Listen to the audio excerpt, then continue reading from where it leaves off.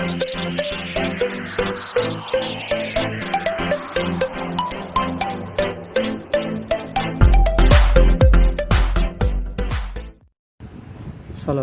warahmatullahi wabarakatuh.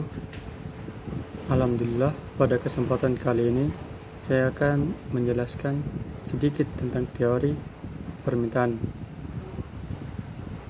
Vladimir Putin pernah berkata, lebih baik digantung untuk loyalitas daripada diberi imbalan karena berkhianat. Ya, itu untuk sekedar kata-kata pembuka. Kita masuk ke materinya. Pendahuluan. Semua berawal dari masalah pokok perekonomian, yaitu apa barang yang harus diproduksikan dan berapa jumlahnya. Untuk dapat menjawab hal tersebut, dapat ditentukan oleh interaksi antara penjual dan pembeli. Interaksi tersebut menghasilkan teori permintaan dan teori penawaran. Teori permintaan berupa kebutuhan konsumen dan teori penawaran berupa kemampuan produsen untuk menghasilkan barang. Kemudian masuk kita ke pengertian. Menurut ilmu ekonomi, permintaan adalah berbagai jenis dan jumlah barang dan jasa yang diminta dibeli pada berbagai kemungkinan harga dalam periode tertentu di pasar perdagangan antara dua negara atau lebih dengan prinsip saling menguntungkan. Kemudian secara umum, permintaan adalah jumlah barang yang dibeli atau diminta pada suatu harga dan waktu tertentu, atau sesuatu yang diinginkan oleh seseorang untuk dimiliki agar dapat memenuhi kebutuhan hidupnya.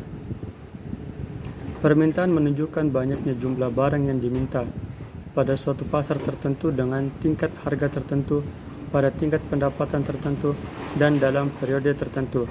Singkatnya, permintaan adalah sesuatu barang atau jasa yang diinginkan oleh manusia untuk memenuhi kebutuhan hidupnya. Kemudian bunyi hukum permintaan. Jika harga barang atau jasa relatif makin rendah, maka permintaan terhadap barang atau jasa tersebut akan lebih besar, dan begitu pula sebaliknya.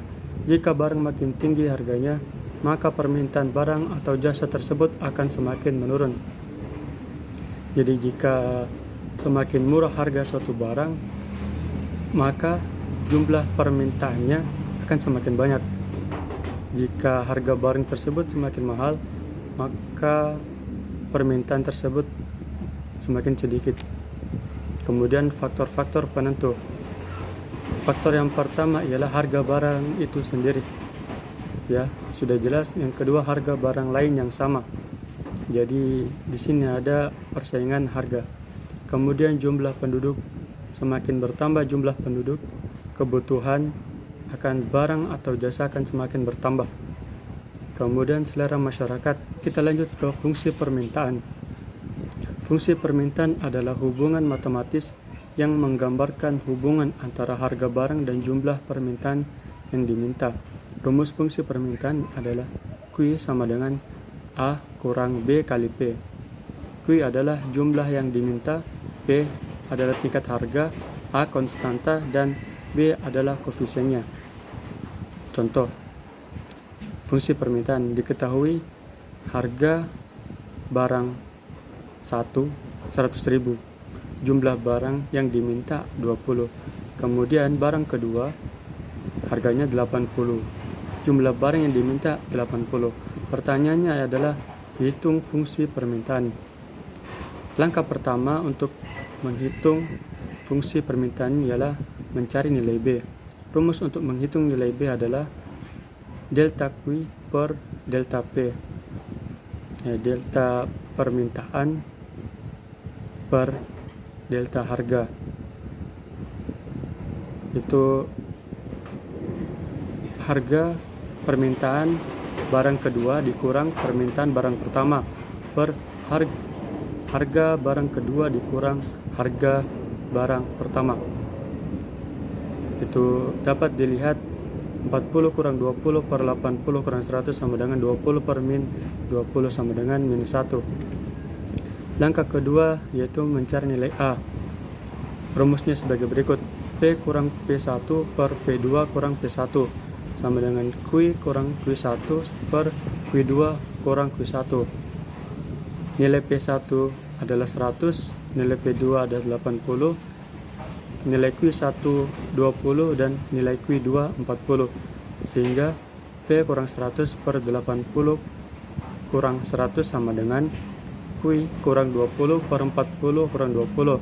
Sehingga hasilnya P kurang 100 per min 20 sama dengan Q kurang 20 per 20. Kemudian kita kali silang, 20P kurang 2000 sama dengan min 20Q tambah 400. 2000 nya pindah ke kanan sehingga berubah menjadi tambah. 20P sama dengan min 20Q tambah 400 tambah 2000. Sehingga 20P sama dengan min 20Q tambah 2400. Kemudian dibagi 20 menjadi P sama dengan minus Q tambah 120. P dan Q ditukar sehingga Q sama dengan min P tambah 120 atau Q sama dengan 120 kurang P. Interpretasinya adalah perubahan penurunan harga sebesar 1 akan menyebabkan perubahan peningkatan jumlah permintaan sebesar 1 juga. Kurvanya dapat dilihat pada grafik Cartesius, garis Cartesius. Simbol Y diganti dengan P, yaitu harga, dan sumbu X diganti dengan Q, yaitu jumlah permintaan. Jika harganya tinggi, maka permintaannya sedikit, tapi ketika harganya rendah, permintaannya banyak. Kemudian kita masuk ke pergeseran kurva permintaan. Pergeseran kurva permintaan dipengaruhi oleh perubahan harga produk. Jika harga suatu produk mengalami peningkatan, maka kurva permintaan akan bergeser ke arah kiri, dikarenakan jumlah permintaan produk tersebut berkurang. Jadi jika produknya mahal, maka sedikit yang diminta.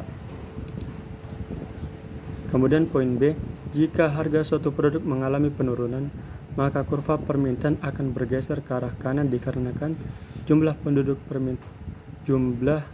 permintaan produk tersebut bertambah. Jadi jika harganya turun, maka banyak yang minta. Kemudian faktor kedua ialah perubahan pendapatan masyarakat.